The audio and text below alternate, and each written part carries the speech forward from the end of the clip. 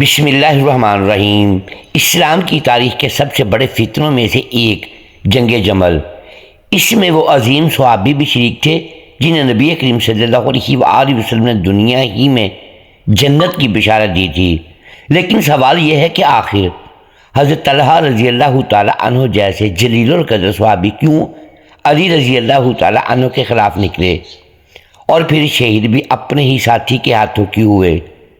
طلحہ بن عبید اللہ رضی اللہ تعالی عنہ کون تھے اور جنگ جمل میں حضرت علی رضی اللہ تعالی عنہ کے خلاف لڑنے کے لیے میدان جنگ میں کیوں نکلے، جبکہ یہ حضرت علی رضی اللہ تعالی عنہ کی خلافت کی بیعت بھی کر چکے تھے؟ مروان بن حکم کے لشکر سے حضرت علی رضی اللہ تعالی عنہ کے خلاف لڑنے کے لیے نکلے، لیکن پھر بھی مروان نے ہی ان کو شہید کیوں کر دیا؟ سیدنا عثمان رضی اللہ تعالی عنہ کی شہادت کے بعد اہل اسلام کے حالات نہایت پرآشوب اور پرفتن تھے، اور ان نازک حالات میں حضرت طلحہ بن عبید اللہ کی شخصیت بہت اہمیت کی حامل تھی۔ آپ عشرہ مبشرہ صحابہ کرام رضی اللہ تعالی عنہ میں شامل جلیل القدر صحابی رسول اللہ صلی اللہ علیہ وآلہ وسلم تھے۔ آپ کی کنیت ابو محمد قریشی ہے۔ اسلام لانے والوں میں آپ سابقون الاولون میں سے ہیں۔ تمام غزوات نبوی صلی اللہ علیہ وآلہ وسلم میں شریک تھے۔ غزوہ احد میں انہوں نے حضرت صلی اللہ علیہ وآلہ وسلم کے چہرے مبارک کی حفاظت کے لیے اپنے ہاتھوں کو بطور ڈھال پیش کر دیا۔ ہاتھوں پر زخم آئے، انگلیاں سن ہو گئیں، مگر حضرت صلی اللہ علیہ وآلہ وسلم کے چہرہ انور کی حفاظت کے لیے ڈٹے رہے۔ حضرت طلحہ رضی اللہ تعالی عنہ حسین چہرہ، گندم گوں بالوں والے تھے۔ آپ کا نسب یہ تھا: طلحہ بن عبید اللہ بن عثمان بن کعب بن لوئی کعب میں حضرت صلی اللہ علیہ وآلہ وسلم کے ساتھ مل جاتے ہیں۔ جنگ جمل میں شریک ہوئے حضرت علی بن ابی طالب رضی اللہ تعالی عنہ نے باوجود یہ کہ طلحہ ان کی مخالف لشکر یعنی حضرت عائشہ صدیقہ رضی اللہ تعالی عنہ کے ساتھ شریک تھے، جب ان کی شہادت کی خبر سنی تو اتنا روئے کہ آپ کی داڑھی تار ہو گئی۔ ایک دفعہ جب کہ غالباً 17 یا 18 برس کی عمر تھی، تجارتی غرض سے بصرہ تشریف لے گئے۔ وہاں ایک راہب نے سرور کائنات صلی اللہ علیہ وآلہ وسلم کے مبعوث ہونے کی بشارت دی، لیکن یوم ولادت سے اس وقت تک جس قسم کی آب و ہوا میں پرورش پائی تھی، وہ گرد و پیش جس قسم کے مذہبی چرچے تھے، اس کا اثر صرف ایک راہب کی پیشین گوئی سے زائل نہیں ہو سکتا تھا، بلکہ ابھی مزید تعلیم و تلقین کی ضرورت تھی۔ مکہ واپس آئے تو حضرت ابو بکر صدیق رضی اللہ تعالی عنہ کی صحبت اور ان کی مخلصانہ واعظ و نصیحت نے تمام مشکوک رفع کر دیے۔ چنانچہ ایک روز صدیق اکبر کی وساطت سے دربار رسالت صلی اللہ علیہ وآلہ وسلم میں حاضر ہوئے اور خلط ایمان سے مشرف ہو کر واپس آئے۔ اس طرح حضرت طلحہ بن عبید اللہ ان 8 آدمیوں میں سے ہیں جو ابتدائے اسلام میں نجم صداقت کی ضیاء سے ہدایت یاب ہوئے اور آخرکار خود بھی آسمان اسلام کے روشن ستارے بن کر چمکے۔ اسلام لانے کے بعد حضرت طلحہ بھی عام مسلمانوں کی طرح کفار کے ظلم و ستم سے محفوظ نہ رہے۔ عثمان بن عبید اللہ نے جو نہایت سخت مزاج اور طلحہ بن عبید اللہ کا حقیقی بھائی تھا، ان کو اور ابو بکر صدیق کو ایک ہی رسی میں باندھ کر مارا کہ اس تشدد سے اپنے نئے مذہب کو ترک کر دیں، لیکن توحید کا نشہ ایسا نہ تھا جو ایک بار چڑھ کر اتر جاتا۔ آپ جنگ جمل میں 64 سال کی عمر میں شہید ہوئے۔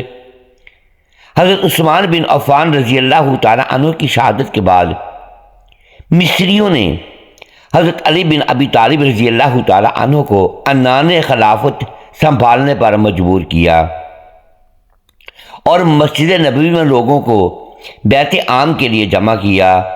حضرت طلحہ بن عبیداللہ رضی اللہ تعالیٰ عنہ برابر کے دعوے دار تھے، تاہم اس شورش و ہنگامہ کے وقت چوتھے خلیفہ حضرت علی بن ابی طالب رضی اللہ تعالیٰ عنہ کے ہاتھ پیر بیعت کر لی۔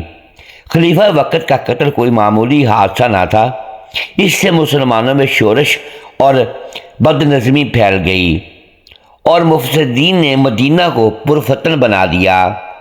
حضرت طلحہ بن عبیداللہ 4 ماہ تک خاموشی کے ساتھ اس فتنہ و فساد کا تماشا دیکھتے رہے، پھر حضرت علی رضی اللہ تعالیٰ عنہ کی بارگاہ میں پیش ہوئے اور حالات کو قابو کرنے کی بابت دریافت کیا تو حضرت علی رضی اللہ تعالیٰ عنہ نے ارشاد فرمایا کہ تم جانتے ہو میرے بھائی کہ میرا سامنا ایسے لوگوں کے ساتھ ہے جو کہ میرے ہی نبی کا کلمہ پڑھتے ہیں اور میرے ہاتھ ان کی گردنوں تک نہیں پہنچ سکتے اور میں ان کے خلاف سخت چارہ جوئی نہیں کر سکتا۔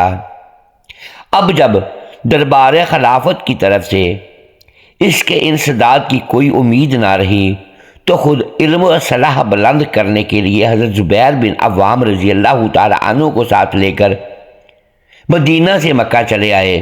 حضرت عائشہ صدیقہ رضی اللہ تعالیٰ عنہ جو حج کے خیال سے مکہ آئی تھیں اور مدینہ کی شورشوں کا حال سن کر اس وقت تک یہیں مقیم تھیں، اس لیے ان دونوں نے سب سے پہلے ام المومنین عائشہ صدیقہ رضی اللہ تعالی عنہ کی خدمت میں حاضر ہو کر مدینہ کی کیفیت بیان کی اور علم و اصلاح بلند کرنے پر آمادہ کیا۔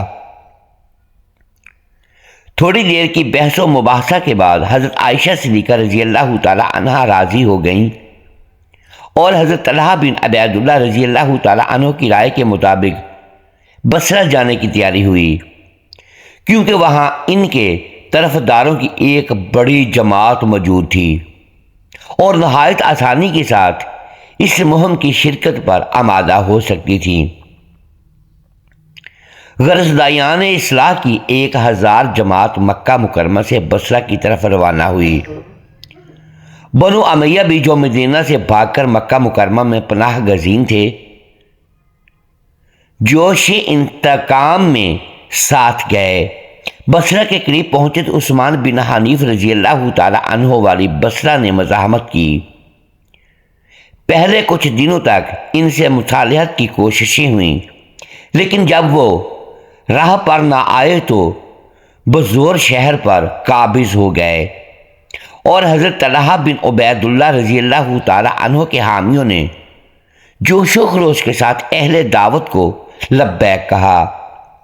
جنگ جمل شروع ہونے سے پہلے صلح کی طرف پیش قدمی شروع ہوئی اور حضرت علی رضی اللہ تعالی عنہ نے حضرت زبیر بن عوام رضی اللہ تعالی عنہ کو رسول خدا صلی اللہ علیہ وآلہ وسلم کی ایک پیش گوئی یاد دلائی کہ زبیر، یاد ہے کہ تم میرے ساتھ بہت لاڈ اور پیار کر رہے تھے؟ تو نبی صلی اللہ علیہ وآلہ وسلم نے فرمایا کہ زبیر، آج تم علی کے ساتھ پیار کر رہے ہو، لیکن ایک دن آئے گا کہ تم میدان جنگ میں اس کے خلاف نکلو گے۔ اور نبی صلی اللہ علیہ وآلہ وسلم کا وہ فرمان بھی یاد کریں، زبیر، کہ رسول اللہ صلی اللہ علیہ وآلہ وسلم نے فرمایا تھا کہ عمار کو ایک باغی گروہ قتل کرے گا، عمار انہیں جنت کی طرف بلائے گا اور وہ اسے دوزخ کی طرف بلائیں گے۔ یہ حدیث جب سنی گئی تو دلوں پر اثر ہوا۔ حضرت طلحہ بن عبیداللہ رضی اللہ تعالی عنہ نے جب یہ بات دیکھی تو ان کا دل بھی جنگ سے ہٹ گیا اور انہوں نے ارادہ کر لیا کہ وہ اس خانہ جنگی سے الگ ہو جائیں گے۔ مروان بن حکم نے دیکھا کہ مسلمانوں کے 2 بڑے اور بہادر کمانڈر حضرت زبیر بن عوام اور حضرت طلحہ جنگ سے علیحدہ ہو رہے ہیں تو وہ سخت مایوس اور پریشان ہوا، کیونکہ اس نے بڑی محنت کے ساتھ حضرت علی رضی اللہ تعالی عنہ کے خلاف فوج تیار کی تھی اور وہ ایک فیصلہ کن جنگ چاہتا تھا۔ لیکن جب یہ دونوں کنارہ کش ہو گئے تو مروان کو شدید غصہ آیا اور اس نے غضبناک ہو کر ایک تیر حضرت طلحہ کی طرف چلایا۔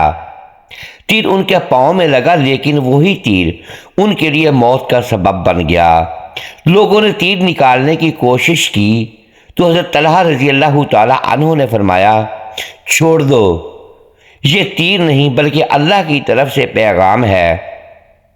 حضرت طلحہ بن عبید اللہ رضی اللہ تعالیٰ عنہ نے 62 یا 64 سال کی عمر میں شہادت کا رتبہ پایا۔